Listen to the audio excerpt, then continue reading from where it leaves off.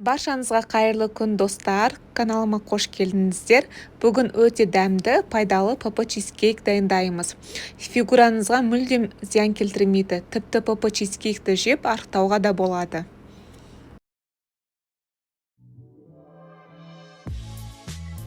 Алдымен ыдысқа бір жұмыртқа, жұмсақ сары май, бір ас қасық бал қосып, венчикпен араластырамыз.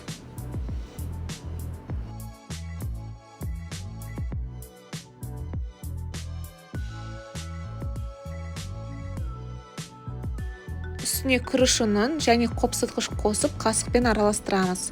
Егер күріш ұны болмаса, ұнтақталған сұлы жарманы қосуға да болады.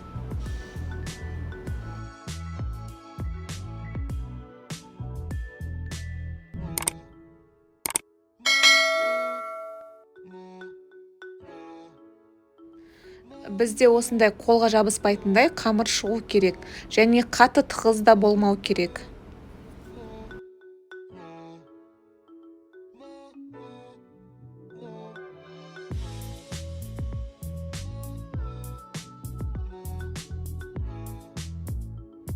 Менде форманың диаметрі 18, жабыспас үшін жан-жағын майладым.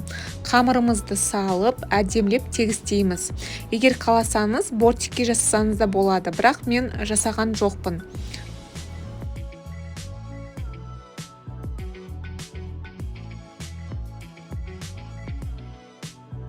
Стаканды пайдаланып тегістеп шықтым, сол кезде түрі әдемі болып шығады.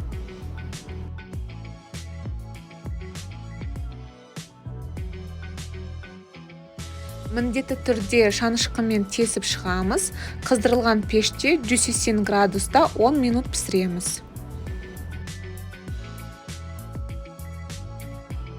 Енді крем дайындаймыз. Сүзбелі ірімшікке жүгері крахмалын, 3 грамм қант алмастырғыш немесе 1 шай қасық бал, ванилин қосып араластырамыз.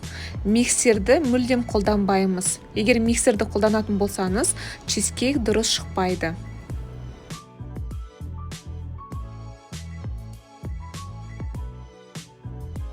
Бір-бірден жұмыртқа қосып, ақырын араластырамыз.